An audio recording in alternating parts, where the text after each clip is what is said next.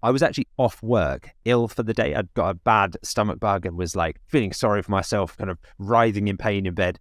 And I just remember seeing my phone on the side do the cha-ching again, the cash register noise that Shopify makes when you make a sale. And this time it was for like £900. And then half an hour later, another one for £1,000 or something. I can't remember the exact numbers. But I was just thinking, well, I've just made like £300 or £400 in profit, which is more than I would earn in a day of working my job at the time. So we kind of thought that with this first episode, to kick things off, we should probably just cover what is high-ticket dropshipping and what even is dropshipping for any of you that maybe aren't familiar yet with the business model, how it compares to other models, and just give you some of our experiences and some personal stories and an overview of the business model and why we both chose it as our vehicle to leave the 9-to-5 and create our own 7-figure e-commerce empires. That's right. So we've chosen high-ticket dropshipping. So clearly we believe that is the best online business model out there. But we'll talk about today, why do we choose it when there's all the other different models? So Amazon FBA, there's affiliate marketing, there's low-ticket dropshipping.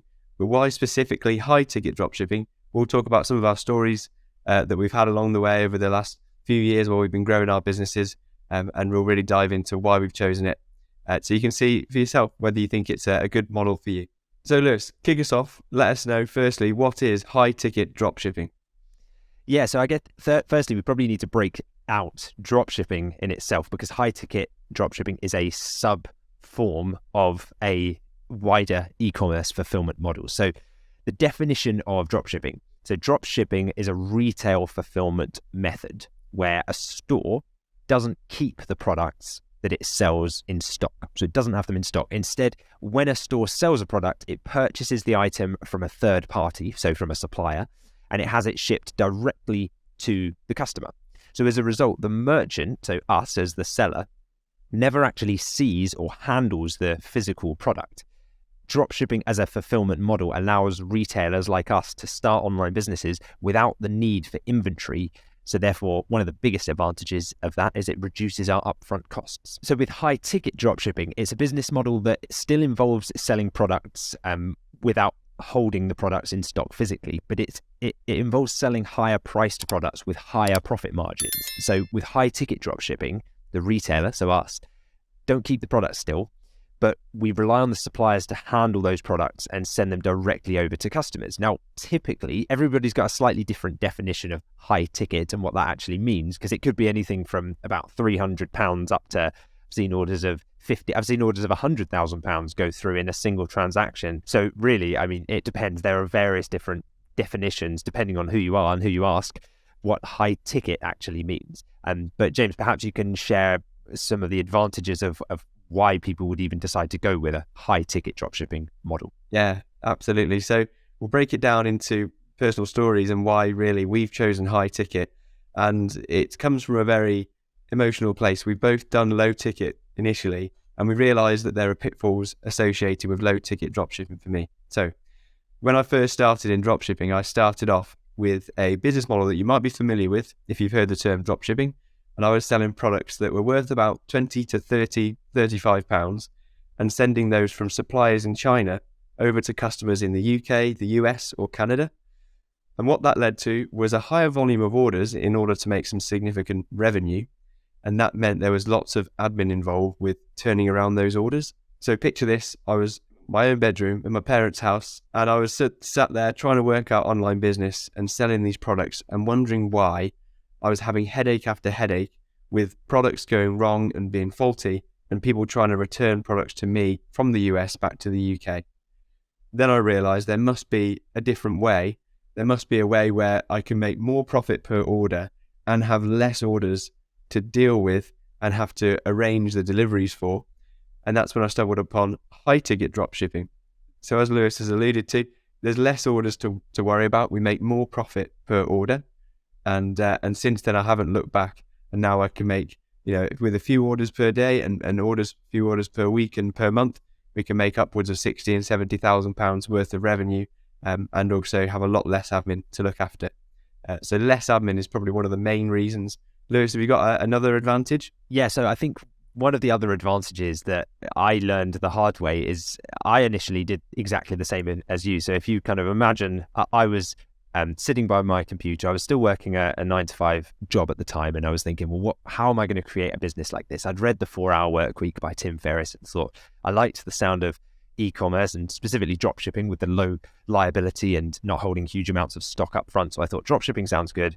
Looked at a few YouTube videos and people were talking about this model from China where you source products from AliExpress and then put them onto a Shopify store. And usually it was like run Facebook or Instagram ads to them, target them, and then, that's where you make your millions. So I thought, okay, great. Well, that seems straightforward enough. So I did so. And I think the first product that I sold was for something like $15. And I think I made a whopping profit of about $7 on that order. But it was huge. It marked a significant milestone. I remember the phone going cha-ching and just looking down and being like, wow, I've just made money for not doing anything, even though I had done a lot because I'd set up the store. At that moment, I hadn't done anything. It was the first time where I got paid for something that wasn't related to my immediate time input. But something that happened, I think that order came through quite late at night because it was a US order and I was in the UK at the time. And I thought, okay, I'll fulfill that in the morning.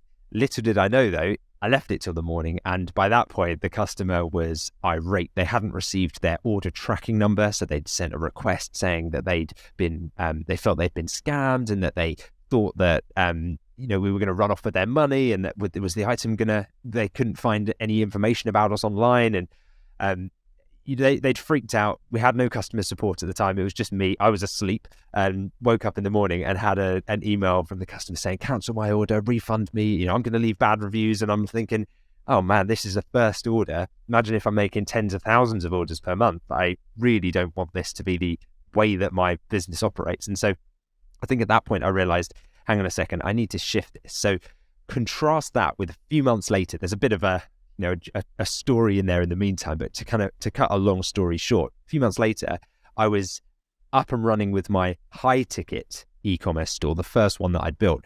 And I was actually off work, ill for the day. I'd got a bad stomach bug and was like feeling sorry for myself, kind of writhing in pain in bed.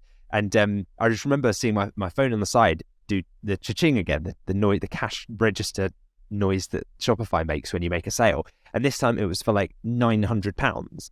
And then half an hour later, another one for £1,000 or something. I can't remember the exact numbers, but I was just thinking, well, I've just made like £300 or £400 in profit, which was more than would earn in a day of working my job at the time for doing nothing at the time, for being ill in bed and feeling sorry for myself. And I thought at that point, I realized, hang on a second, High-Ticket makes so much more sense because all I had to do was send 2 emails to the suppliers, and eventually we just automate those, and now my team do it.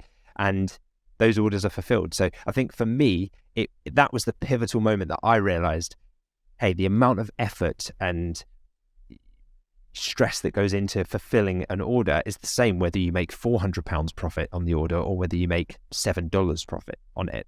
And actually, a lot of the time, the higher ticket customers that purchase the higher end products are less hassle than the lower ticket.